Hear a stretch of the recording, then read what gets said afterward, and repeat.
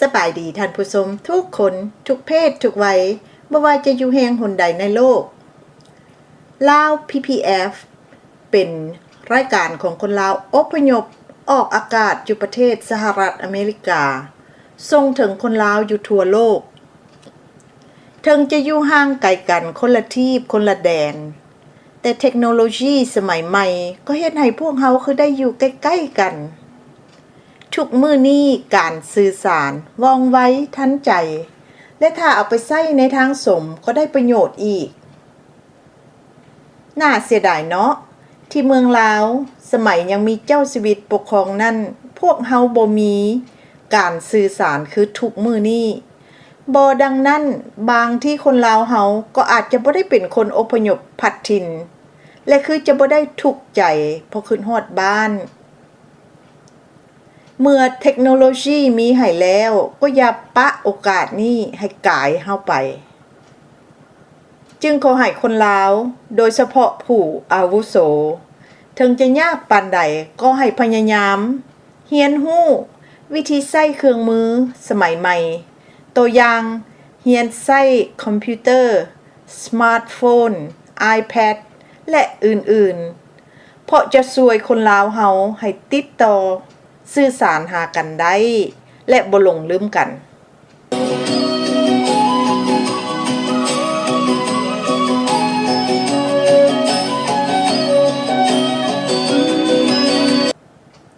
ข้าพเจ้า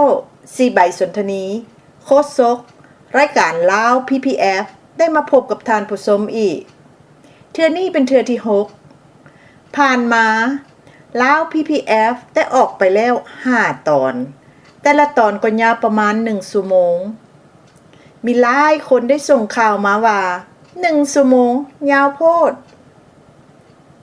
ดังนั้นในตอนที่6นี้พวกเขาจึงทดลองลดเวลาลงครึ่งหนึ่งให้เป็นประมาณ30นาทีและจะหัดเนื้อเรื่องเข้า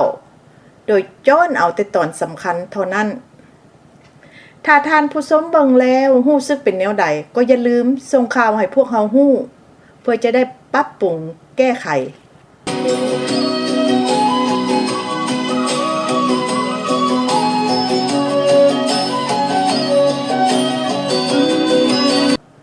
มื้อนี้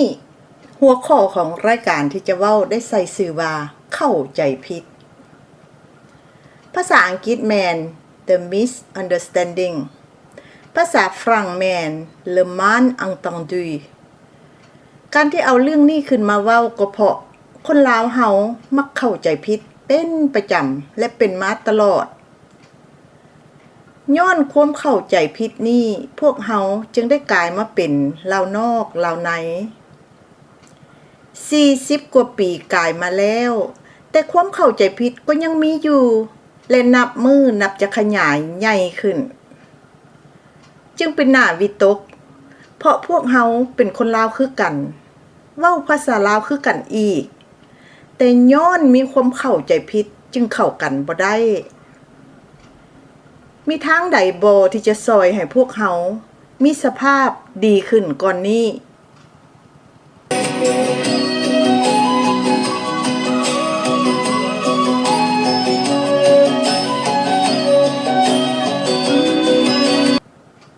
เรื่องเข้าใจผิดที่เกิดขึ้นในเมืองลาวแม่นมีหลายแท้ๆถ้าเอามาท่อนไว้แม่นได้หลายกระบุงแบบเรา7 มื้อ 7 คืนก็บ่จบเทื่อแต่บ่เป็นหยังมื้อนี้พวกเฮามาเว้าเรื่องเก่าอันนึงเรื่องนี้แม่นประชาชนลาวเข้าใจผิดพวกเจ้าปกครองทำอิฐก็พากันจมอยู่ลับหลังเพราะบ่กล้าเว้าต่อหน้าย้อนเป็นเรื่องเจ้าเรื่องจอมต่อมาก็นินทากาเลแบบเจียมๆแดแต่เดี๋ยวนี้มีเทคโนโลยีใหม่ก็เลยเปลี่ยนเป็นแบบเปิดแปลนคือออกเสียงทางอากาศให้ทั่วโลกฮู้แล้วก็มีการตืมเรื่องให้ใหญ่เบ่งบานและเนื่องไปในทางลบตัวอย่างเว้าว่าเจ้าวังหน้าและเจ้าวังหลวงบ่ถือกันประหัตประหารกันเพราะญาติบัลลังก์กันมีการเยาะเย้ยเจ้าวังหน้าว่าไปเอาแก้วเข้ามาแต่ก็บ่ได้เป็นเจ้าชีวิตแล้วก็ซ้ำเจ้าวังหลวงว่าสมน้ำหน้าไปเอิ้นเอาลาวอิสระคืนเมืองลาวก็ซ้ำไปเอิ้นให้มาฆ่าตัวเอง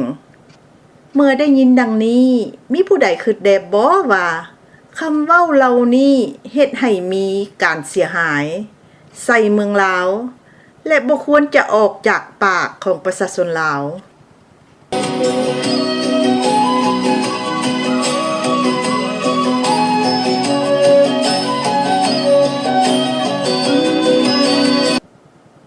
ทำอิฐให้ฮู้ว่าเรื่องเจ้าวังหน้าและเจ้าวังหลวงนี่เป็นเรื่องเก่าประมาณว่า70 กว่าปีก่ายมาแล้วตั้งแต่สมัยลาวต่อสู่ฝรั่งเอาเอกราชพุ่น2ให้ฮู้ว่านับตั้งแต่ปีคศ1975เป็นต้นมาจนฮอดเดี๋ยวนี้ก็ได้40 กว่าปีแล้วที่เมืองลาวเฮาบ่มีเจ้าชีวิตปกครองแต่เป็นหยังเรื่องเจ้าวังหน้าและเจ้าวังหลวงจึงกลับคืนมาดังขึ้นอีกคำตอบที่มีเหตุผลก็แม่นมี2จุที่เฮ็ดให้ดังขึ้นจุที่1แม่นฝ่ายซ้ายจุที่2แม่นฝ่ายขวาใน2จุนี้ฝ่ายซ้ายหรือแนวลาวแม่นเข้าใจผิดและบ่เคยหวังดีให้เจ้าชีวิตจักเทื่อพวกนี้มักใส่ร้ายเจ้าชีวิตตลอดเพราะต้องการอยากให้คนลาวผิดเถียงกันและแตกแยกกันในรายการมื้อนี้จึงเห็นดีเอาเรื่องเจ้าวังหน้าและเจ้าวังหลวงมาเว้าสู่กันฟังแบบถูกต้องเพื่อจะบ่ได้เข้าใจผิดอีกต่อไป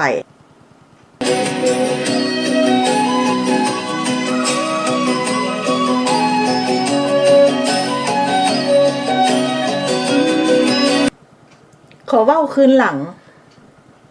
นับแต่ปีคศ1975เป็นต้นมาฝ่ายขวาถือว่าเป็นฝ่ายเสียไซทั้งได้แลนหนีตายออกจากเมืองลาวแนวลาวเป็นฝ่ายชนะแต่บ่ขาวสะอาดเพราะใช้วิธีส่อกงแน่นอนมีความเครียดแค้นให้กันแต่แนวลาวก็เป็นคนถอยแท้ๆเมื่อชนะแล้วก็ยังบ่สมใจเทื่อมีโอกาสยามใดก็ด่าซ้ำฝ่ายขวาว่าเป็นพวกปลาไซเว้าเสียงคางยันๆเพราะแนวลาวบ่ฮู้ใส่ตัวรอทางฝ่ายขวาเมื่อได้ยินเทื่อใดก็ทั้งแค้นทั้งอัง เมื่ออังหลายก็เลยเกิดมีความคิดอกุศลขึ้นคือพากันคิดว่าถ้าบ่ผิดกฎหมายบ้านเมืองก็แมนอยากไปเหยียบผู้เว้านี่ให้แปรแลบแซบติดอยู่ก้องเกิบพุ่น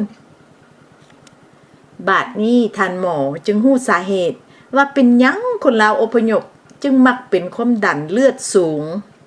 ที่ภาษาอังกฤษเอิ้นว่า hypertension ภาษาฝรั่งเขียนคือกันแต่ออกเสียงต่าง hypertension นั่นละย้อนว่าฝ่ายขัวมีแต่คิดซื่อๆแต่บ่ได้ไปเหยียบผู้ใดให้สมใจเทื่อ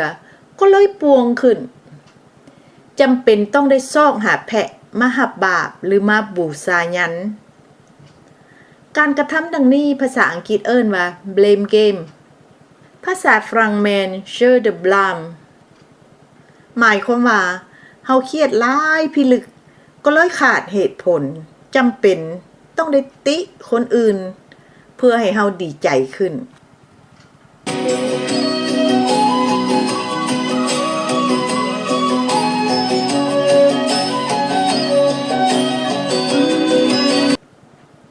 คนอื่นที่ถึกตินี่ก็แมนพวกเจ้าพวกจอมคือว่าเป็นย้อนพวกเจ้าปกครองนี่ล่ะที่บ่มีความสามารถพวกเขาจึงได้กลายมาเป็นคนอพยพแล้วพบพ่อความทุกข์ยากลำบากแสนสาหัสในจำนวนพวกเจ้าที่ถึกตินี่ปรากฏว่าเจ้าวังหน้าจะถึกนักก่อนเจ้าวังหลวงก่อนอื่นให้ฮู้ว่าถ้าเว้าเจ้าวังหน้าแม่นหมายถึงเจ้าเพชรราชและถ้าเว้าเจ้าวังหลวงแม่นหมายถึงเจ้าศรีสว่างวงศ์การที่เจ้าวังหน้าถึกนักก่อนเจ้าวังหลวงก็เพราะพระองค์ทรงเป็นหัวหน้าพวกลาวอิสระและมีน้องสายเจ้าสุพรรณวงศ์ไปเฮ็ดน้ำแก้ว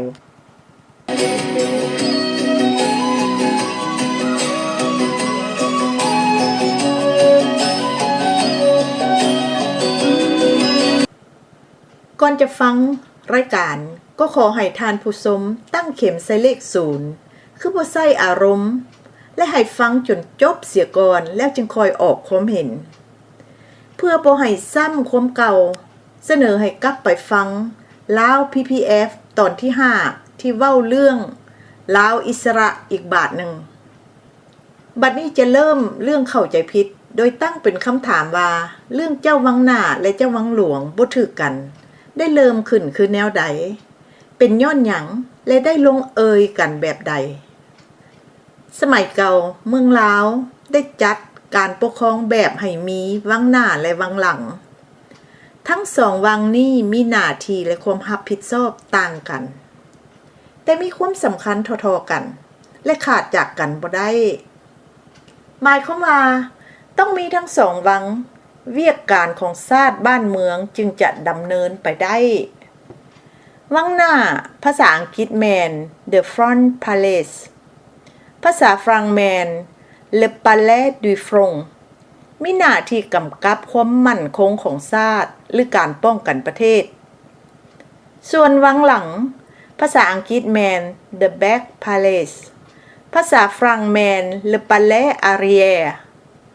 มีหน้าที่กำกับการปกครองการเมืองและการต่างประเทศย้อนว่าวังหลังกำกับเวียกการใหญ่ระดับนานาชาติจึงได้เปลี่ยนมาเอิ้นว่าวังหลวงเมื่อฟังแล้วก็เข้าท่าปกคึมดีถ้าว่าภาษาตลาดวังหน้าแมนสู้รบตบตีวังหลวงแมนกำกับเจี้ยสอแก้ไข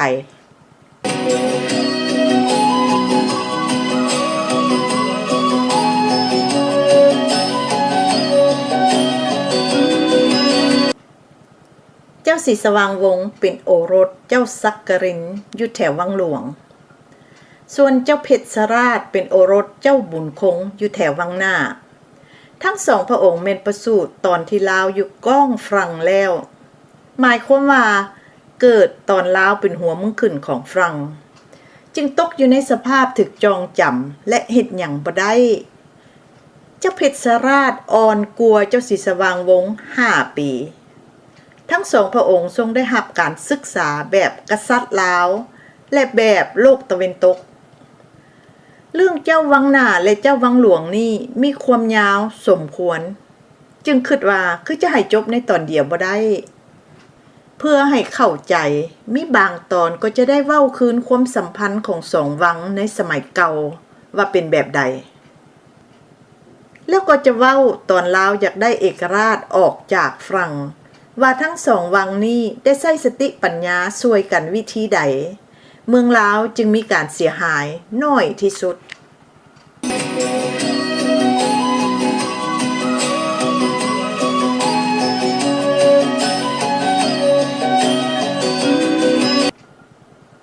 ตอนเกิดสงครามโลกครั้งที่สองซึ่งเป็น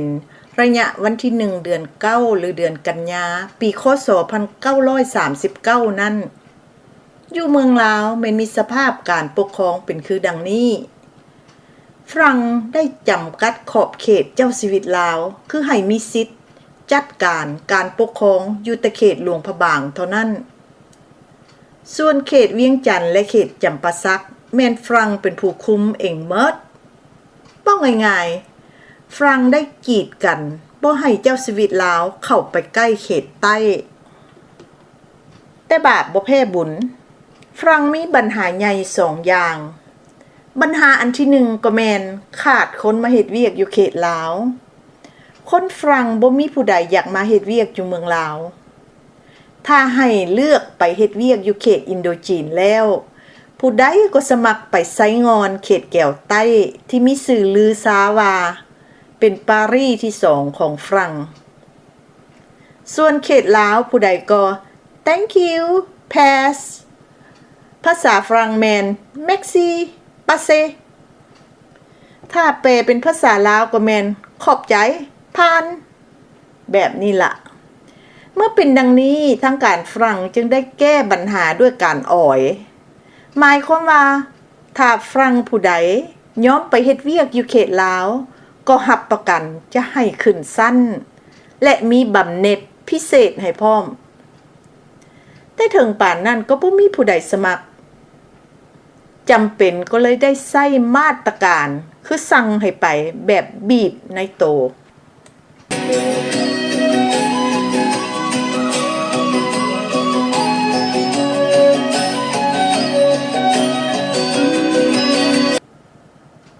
หลังจากได้คนมาประจำการอยู่เมืองลาวแล้วทั้งการฝรั่งก็พบปัญหาอันที่2คือคนลาวบ่มักเฮ็ดเวียกนำฝรั่งบ่ว่าจะเป็นหน้าที่อันใดคนลาวบ่กระตือรือร้นอยากเป็นลูกน้องฝรั่งถึงจะให้เงินเดือนหลายก่อนก็ตามคนลาวมักอิสระและอยู่แบบสงบถึงจะทุกข์จะยากก็เฮ็ดให้เฮ็ดนากินพอกุ้มครอบครัวได้แล้วก็ดีใจเมื่อเป็นดังนี้ฝรั่งก็เลยบ่มีคนซอยเฮ็ดเวียกจำเป็นจึงได้สั่งเอาแก้วเข้ามาลาวเวียกที่ฝรั่งให้แก้วเฮ็ดก็แม่นเวียกขั้นต่ำตัวอย่างเป็นลองต้องเป็นเบกเป็นกุลีสูงสุดแม่นให้เป็นเสมียนและผู้ช่วยเมื่อได้พวกแก้วมาช่วยแล้วแทนที่ฝรั่งจะเบาแฮงลงกลับมีปัญหาหนักขึ้นเพราะแก้วบ่ฮู้เฮ็ดเวียกโดยเฉพาะเวียกทางราชการแม่นแก้วง่ายเดิดซ้ำบ่พอแก้วพัดยังเอานิสัยแก้วที่คนลาวบ่มักมาบังคับใส่กับคนลาวอีกจึงเกิดมีการซังกันขึ้นแล้วก็มีการปะทะกันเป็นประจำจนฝรั่งเจ็บหัวนำทุกมือ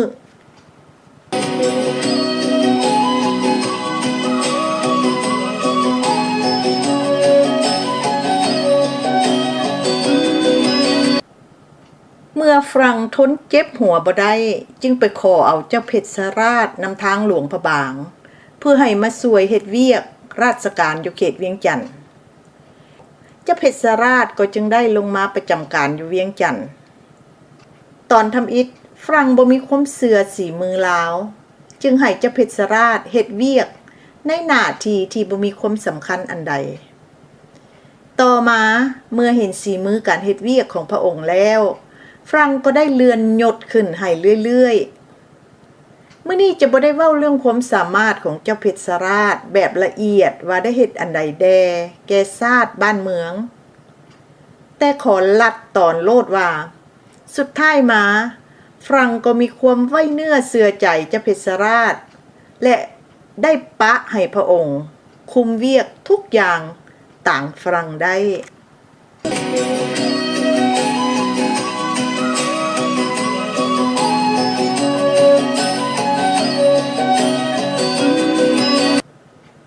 ขอเว้าลัด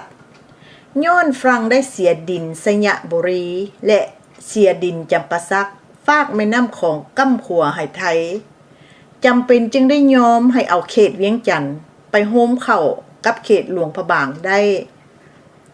ส่วนเขตจำปาสักฝรั่งยังบ่ทันให้โฮมเถื่อนอกจากนี้แล้วฝรั่งก็ได้ยอมให้เอาแขวงหัวพันและแขวงเสียงขวงมาขึ้นการกับหลวงพระบางอีกเห็นเป็นโอกาสเปิดให้แล้วเจ้าศรีสว่างวงศ์จึงหีบเฝ้าทรงแต่งตั้งเจ้าเพชรราชให้ขึ้นเป็นเจ้ามหาอุปราชลาวทันทีขออธิบายเพิ่มน้อยหนึ่งเจ้ามหาอุปราชเป็นตำแหน่งสูงสุดนัมเบอร์2ของเมืองลาวภาษาอังกฤษเอิ้นว่า Viceroy ภาษาฝรั่งเขียนเกือบคือกันแต่ออกเสียงต่างกันน้อยหนึ่งคือ Viceroy ถ้าเว้าอีกแบบหนึ่งก็แมนเป็นเจ้าชีวิตองค์ที่2หรือเจ้าชีวิตรองหมายความว่าถ้าเจ้าชีวิตบ่สามารถปฏิบัติหน้าที่ได้แล้วเจ้ามหาอุปราชก็ขึ้นว่าการแทนได้ทันทีเป็นแบบเดียวกับอยู่อเมริกาคือถ้าประธานาธิบดีเฮ็ดเวียกบ่ได้แล้วผู้เป็นรองประธานาธิบดีก็เข้าบริหารประเทศแทนได้โลดแบบนั่นล่ะ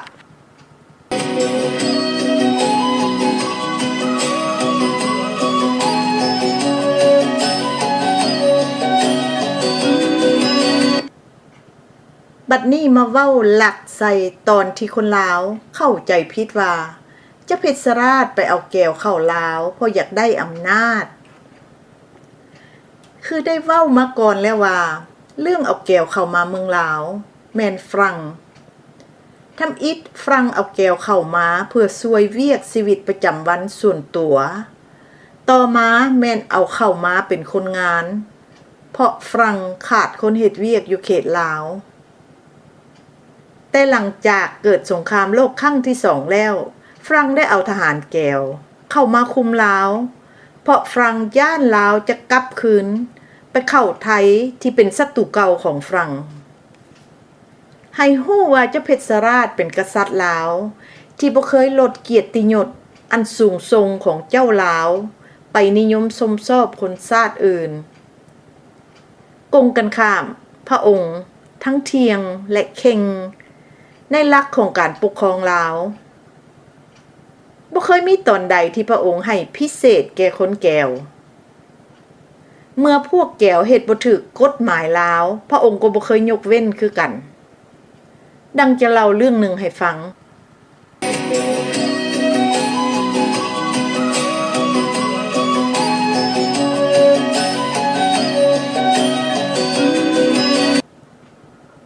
เมื่อเจ้าศรีสว่างวงศ์ทรงประกาศเอกราชลาวแล้วเจ้าเพชรราชที่คุ้มเขตเวียงจันทน์ก็หีบเฝ้าจัดระบบการปกครองขึ้นใหม่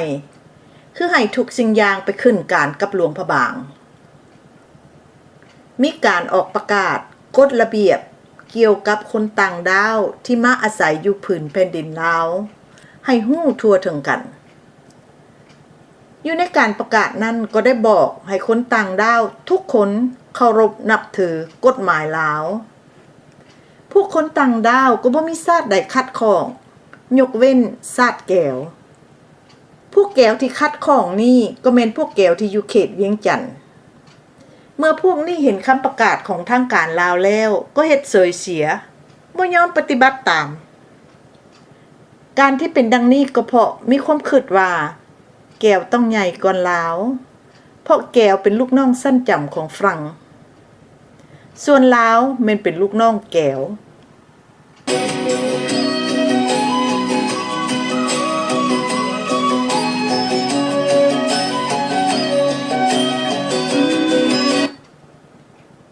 จากพวกแก้วมิท่าทีโอหังแล้วก็ยังมีความคิดอีกว่าถึงตอนนี้บ่มีฝรั่งแก้วก็ไปขึ้นกับญี่ปุ่นโดยกงแล้วเรื่องหยังทั้งการลาวจึงมาสั่งการให้แก้วไปเคารพนับถือกฎหมายลาวเมื่อเป็นดังนี้ทั้งการลาวจึงได้ตักเตือนแก้วให้เปลี่ยนท่าทีใหม่เสียบ่ดังนั้นจะถูกดำเนินไปตามกฎหมายของลาวแต่พวกแก้วผัดขึ้นโม้ขึ้นโกหุ่มกันเถียงขึ้นอย่างใหญ่โดยอ้างว่าพวกแก้วถูกส่งมาเฮ็ดเวียกอยู่ประเทศอินโดจีนบ่แม่นมาเฮ็ดเวียกอยู่ประเทศลาวดังนั้นจึงมีสิทธิ์ครบถ้วนแล้วบ่ควรจะมีการเปลี่ยนแปลงอันใดแก้วยังอ้างอีกว่าญี่ปุ่นเองก็ได้รับรู้แก้วแล้ว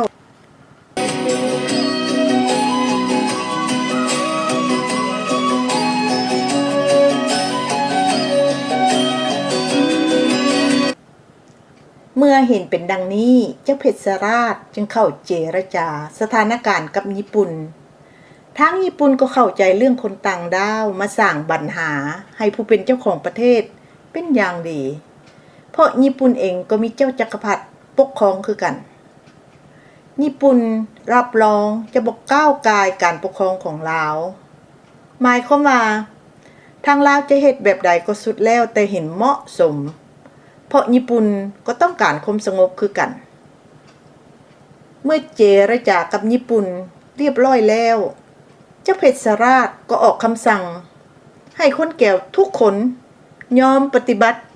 ตามกฎระเบียบของเมืองลาวถ้าคนแก้วผู้ใดบ่พอใจหรือบ่ดีใจกับกฎหมายของเมืองลาวก็ให้ออกไปจากพื้นแผ่นดินลาวภายในเวลา24ชั่วโมง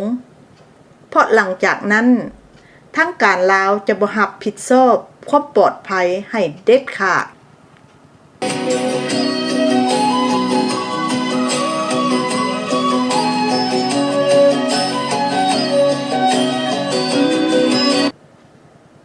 ท่านผู้ชมทั้งหลายกำลังฮอดตอนม่วนๆข้าพเจ้าก็ได้สัญญาณเตือนบอกว่าเวลาจะหมดแล้วจำเป็นจะได้ม่วนท้ายของรายการมื้อนี้ประชาชนลาวได้เข้าใจผิดเจ้าวังหน้าและเจ้าวังหลวงเพราะเว้าว่า 1. เจ้าเพชรราชลงมาประจำอยู่เวียงจันทน์เพราะเตรียมการอยากเป็นเจ้าชีวิตนั่นแม่นเว้าบ่ถูก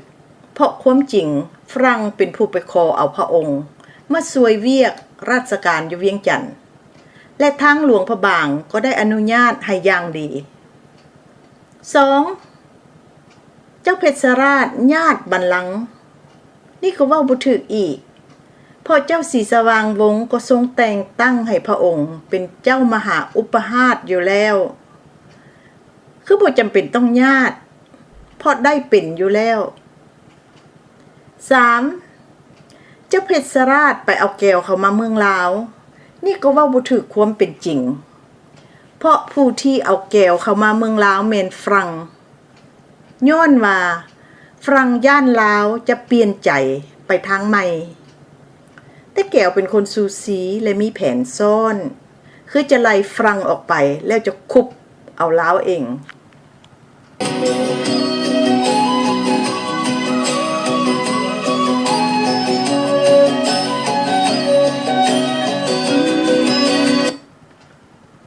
ในตอนที่7จะได้เล่าเรื่องเจ้าเพชรราชปราบแก้วอยู่เวียงจันทน์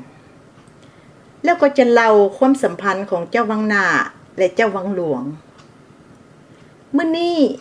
เวลาได้หมดแล้วข้าพเจ้าสีใบสนทนีโฆษก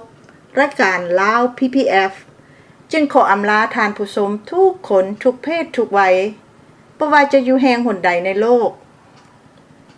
พบกันใหม่ในลาว PPF ตอนที่7ขอขอบใจ Au revoir et goodbye